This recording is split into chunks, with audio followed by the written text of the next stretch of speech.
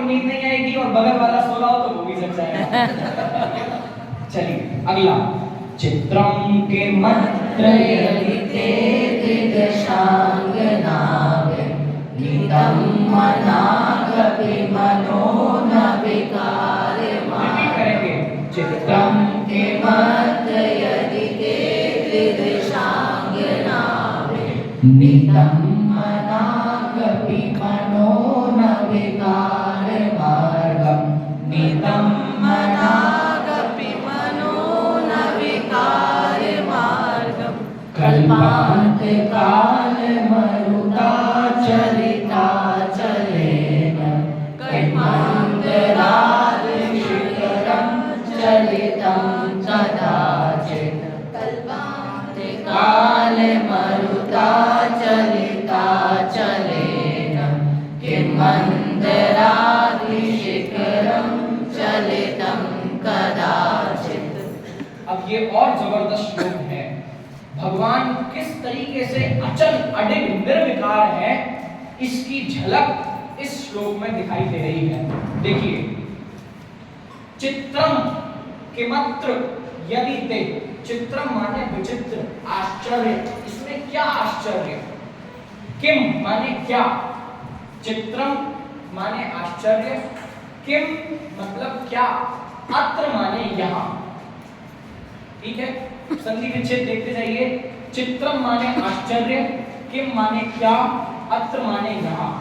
इसमें यहाँ पे क्या आश्चर्य है, किसमें, यदि ते त्रिदशांगनाभिः नीतम मनान अपि मनो न विकारमार्गम।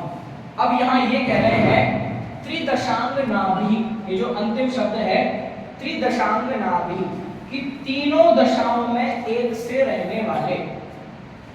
त्रिदशांगनाभिः का क्या मतलब है, तीनों दशाओं माने इसमें भूत, वर्तमान, भविष्य, या फिर ये देखें कि जीवन, मरण और बुढ़ापा, या फिर तीनों लोग, मतलब हर तरह की परिस्थिति में, हर तरह की अवस्था में एक से रहने वाले त्रिदशांगनाभिः।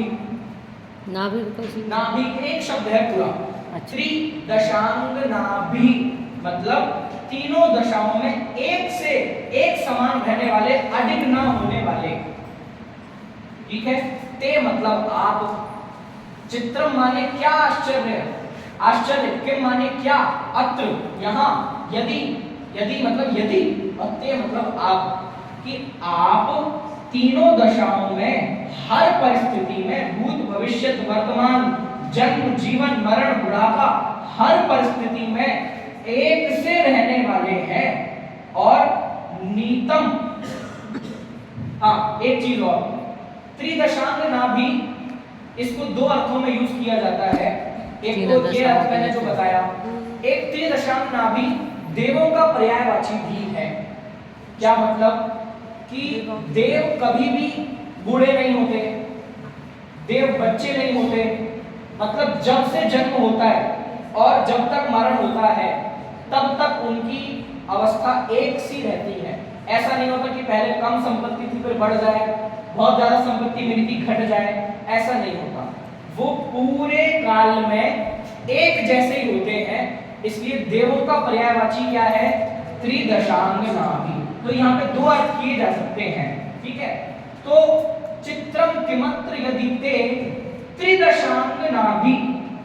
अब इसके बाद उन देवों की अंगनाभि, त्रिदशांग अंगनाभि। अंगना किसे कहते हैं, स्त्री को, पत्नी को कहते हैं अंगना। तो त्रिदशा अंगनाभि, तो उन देवों की स्त्रियां, मतलब अप्सराएं, स्वर्ग की अप्सराएं। तो इसमें क्या आश्चर्य है, त्रिदशांगनाभि, त्रिदश माने देव, अंगना माने उनकी पत्नी, स्त्री, मतलब देवों की अप्सराएं, देवियां भी यदि नीतम, नीतम मतलब आ जाए, प्राप्त हो जाए, मनात अपि मनो न विकार मार्गम, वे भी आ जाए तो मन को जरा भी विकार को प्राप्त नहीं करा सकती है। मनाक माने थोड़ा, अपि माने भी, मन माने मन, न माने नहीं, विकार मतलब विकार और मार्गम, विकार के मार्ग को स्वयं अप्सराएं भी आ जाएं तो भी आपको विकार के मार्ग को प्राप्त नहीं करा सकती हैं। मनाक माने थोड़ा, अपि माने भी। ये जो है ना मनाक अपि, तो इसका संधि विच्छेद होगा मनाक प्लस अपि। तो ये कह रहे हैं कि स्वयं स्वर्ग की अप्सराएं देवांगनाएं भी आ जाए तो हे भगवान आप हमेशा एक से रहने वाले हैं, आपको कोई भी बड़ी से बड़ी देवियां अप्सराएं भी आ जाए तो आपके विकार को करने में समर्थ नहीं है। इसके लिए क्या उदाहरण दिया? ये उनकी निर्विकारता का प्रतीक है कि भगवान कितने निर्विकार हैं। अब इसके उदाहरण देखिए, कल्पांत काल। कल्पांत काल का मतलब अब कौन समझाएगा? सिर्फ एड्रेस। कल्पांत काल सुबह के सेशन करते हैं और उसको एक्सप्लेन करता है। हाँ बोलो। कल्पना करना। हाँ जब 6 काल का अंत हो जाता है। नहीं उसमें 2 पीछे 49 डेज होते हैं। कल्पांत काल होते हैं। कल्प कहते हैं एक उत्सर्पणी और एक अवसर्पणी, इनको मिला के बोलते हैं कल्प। और कल्प का अंत काल मतलब उसके लास्ट डेज, उसको बोलते हैं अंत काल। तो उस समय पर जो प्रलय होती है उसको कल्पांत काल। बढ़िया। तो कल्पांत काल के समय में मरुता माने हवा, पवन, चलित अचलीन। वो हवा कैसी होती है कि अचल माने पर्वत, पर्वतों को भी चलित कर दे, अचलों को भी चलित कर दे, चलायमान कर दे।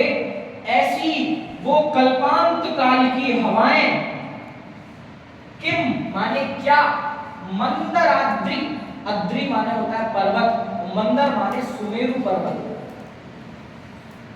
तो जो हवाएं बड़े बड़े पहाड़ों को भी उखाड़ फेंकती हैं वो हवाएं क्या, मंदराद्रि मतलब सुमेरु पर्वत के शिखर को चलितम कदाचित, थोड़ा सा भी उसको चलायमान करने में समर्थ है। कदाचित माने कैसे भी, कदाचित हम हिंदी में भी यूज करते हैं, कदाचित, है ना। तो कदाचित थोड़ा भी क्या, मंदराद्रि, अद्रि माने पर्वत, कि जो हवाएं बड़े बड़े पहाड़ों को भी उखाड़ फेंकने में समर्थ हैं, क्या वो सुमेरु पर्वत को जरा भी विदायमान चलायमान कर सकती हैं? क्या नहीं कर सकती। ऐसे ही हे भगवान यदि स्वयं देवों की अंगनाएं अप्सराएं भी आ जाएं तो आपको विकार को प्राप्त नहीं करा सकती हैं। हमारे यहाँ पर बहुत सारी जगह पर अचलता, अडिगता के लिए सुमेरु पर्वत का उदाहरण दिया जाता है। वो भजन आपने सुना होगा, भले रूठ जाए ये सारा जमाना, नहीं रागियों की शरण में है जाना, बस एक गीत रागी को सिर है जो। अगली लाइन है, ये श्रद्धान मेरा है मेरु समाना। मेरु को अडिगता, अचलता का प्रतीक माना जाता है कि पूरे तीनों लोग इधर से उधर हो जाए, प्रलय आ जाए, हवा चले, तूफान हो, लेकिन मेरु पर्वत को कोई जरा सा भी भिगा सकने में समर्थ नहीं है। तो यहाँ पर जैसे मेरु पर्वत को वो कल्पांत काल की हवाएं भी नहीं चला सकती हैं, ऐसे हे भगवान स्वर्ग की अप्सराएं भी आपको विकार को प्राप्त नहीं करा सकती हैं। देखिए चित्र इसका, ये उन्होंने सुमेरु पर्वत बनाया है और यहाँ हवाएं चल रही हैं। ये हवाएं भी सुमेरु पर्वत की आभा को, सुमेरु पर्वत के अडिगता को चलायमान करने में समर्थ नहीं है। ऐसे ही हे भगवान स्वर्ग की देवांगनाएं भी आ जाएं तो आपके सुमेरु पर्वत जैसे अडिग अचल स्वरूप को, आपके मन को विकारमय करने में समर्थ नहीं है। बोलिए निर्विकारी जिनेंद्र भगवान की जय।